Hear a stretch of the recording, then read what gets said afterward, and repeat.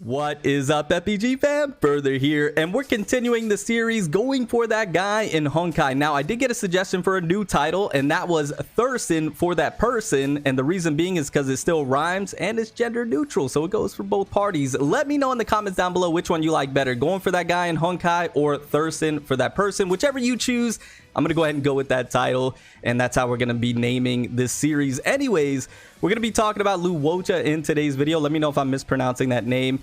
This is a character that I'm super excited for, and I'm going to give you the reasons why I'm going for him, and hopefully that helps you decide what you're going to do for your account. And once again, this is how I'm approaching the series and just the game of Honkai Star Rail in general, giving you my reasons, and then you do with it what you will.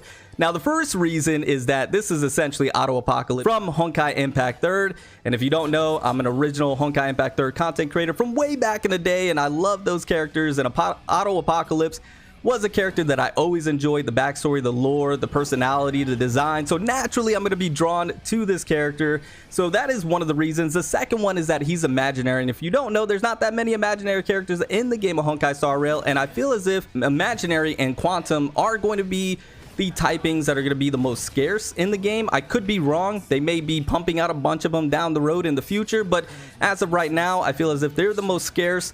And so I think that instantly brings Luocha's value up just because of that reason alone. I know a lot of people don't have wealth. I do, but I know a lot of people don't. So imaginary is just going to be valuable for that reason alone. And what I will say really quickly right off the bat before we really deep dive into this is that Luocha is a character that I would advise my free-to-play players and light spenders to go for, just because of his value, his versatility, and what he's bringing to the table.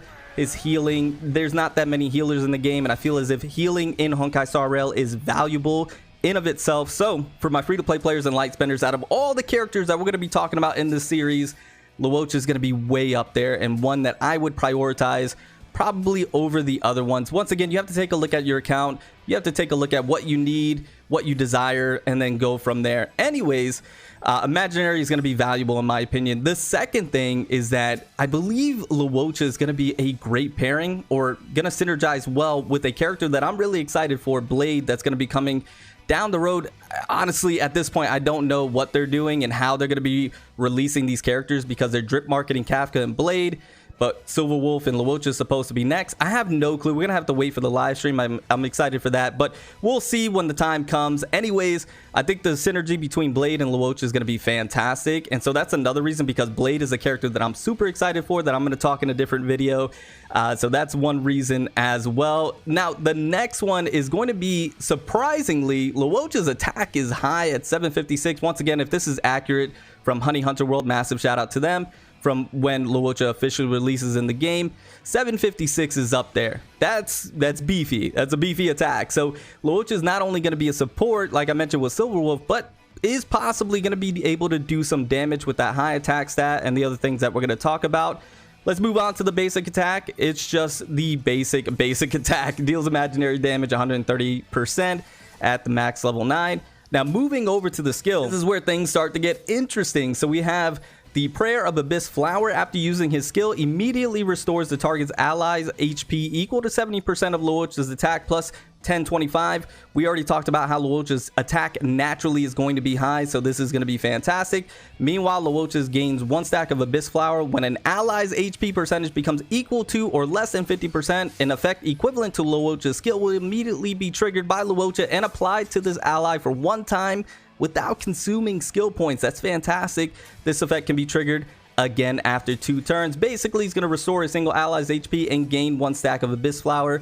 Once again, healing is going to be prevalent in this game, and for me personally, having a healer on each side, I don't have Bailu, but I do like Natasha. I think Natasha's a decent substitute for the healing and gets the job done. But for Memory of Chaos, having Luocha on one side and Natasha on the other, I think that's insane value there in of itself. If you don't have Bailu, Luocha is going to be a great pickup, almost a must, a priority at least. You definitely want to have him high up there because of the healing. But once again, going to be able to do some decent damage for you and going to be imaginary. Those are all things that are just prevalent to an account that just might be lacking. Once again, especially for my free-to-play players. Now, moving over to the ultimate, Death Wish. So removes 1 buff from all enemies. So it's AoE, it's all enemies. It would be different if this was single target. but it's all enemies. That is something that you have to pay attention to and take into account. And then deals imaginary damage equal to 240% of Luocha's attack to all enemies. Once again, AoE, that's important, right? That's very important. And then Luocha gains 1 stack of Abyss Flower. And then once again, because he's scaling off of attack, his attack's going to be naturally high. This is probably going to do some decent damage as well. Removing the buffs. This is all great stuff. And it's dealing imaginary damage. Luocha is just bringing a lot of utility to your team and to your account that cannot be overlooked. Right now, we're going to move over to the talent. When Abyss Flower reaches 2 stacks, Luocha consumes all stacks of Abyss Flower to deploy a field against the enemy. When an enemy in the field is attacked by an ally, the attacking ally immediately restores HP equal to 21% of Luocha's attack plus 308. This is something that I wanted to mention as well that people might be overlooking, is that it's going to be pretty easy to build Luocha. Build attack, get that attack high, and then everything else follows. The field effect lasts for 2 turns. So when Luocha is knocked down, the field will be dispelled. So you have to keep that in mind. And then moving over to the technique. After using technique at the start of the next battle, talent will be immediately triggered, which once again we just spoke about is the cycle of life. And you're gonna have the 2 stacks Abyss Flower, which then goes into the skill, right? So Luocha is just a powerhouse of a unit, one that I would almost consider to be a must pull because he's imaginary, because he's a healer, which we don't have a lot of. We just have Bailu and we have Natasha, and I know a lot of people don't have Bailu. He's imaginary, so that is in scarcity as well. Luocha is a character that is filling a lot of holes and filling a lot of voids in people's account that they're probably going to need. So once again, for my free-to-play players and light spenders, this might be a priority for you, one that you're going to want to focus on. You're probably, depending on who comes out first, right?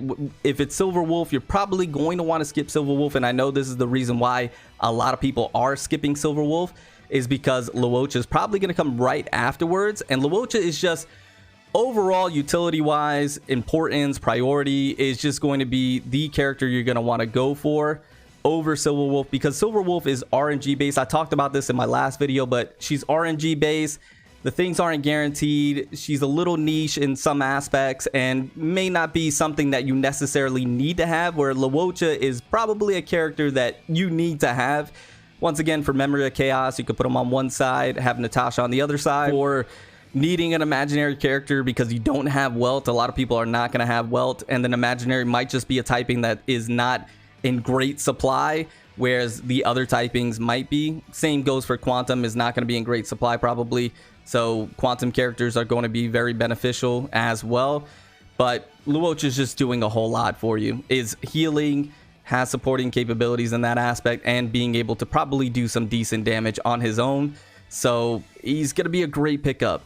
He's going to be a great pickup, and he's going to enhance your account tenfold, in my opinion. Oh, once again, if you're wondering why I don't go over Eidolons, it's because I know most players are not going for Eidolon, so it's null and void. It's inconsequential, but and we all know if you get Eidolons, it just enhances the character even more. It makes them even better. But anyways, that is why I'm excited for Luocha. He is Auto Apocalypse. He's imaginary. He's healing, which is going to be great for my other side. He is doing damage, and he's going to be, I think, a great pairing with Blade, which I'm so excited to talk about Blade in the coming videos. We're going to be talking about Kafka as well, and then future characters. So anyways, I hope you enjoyed the video. If you did, drop a like, sub if you're new. Thank you guys so much for all the support here on the Honkai Star videos that we do. It's greatly appreciated. And let me know in the comments down below what you guys are going to be doing, who you're going to be going for, and let me know which title you like better, going for that guy in Honkai or thirsting for that person. I appreciate you. Remember to stand out, be different, have fun, go further beyond in everything that you do. My name is Cody. You call me further. I'll see you all in the next one. Bye, guys.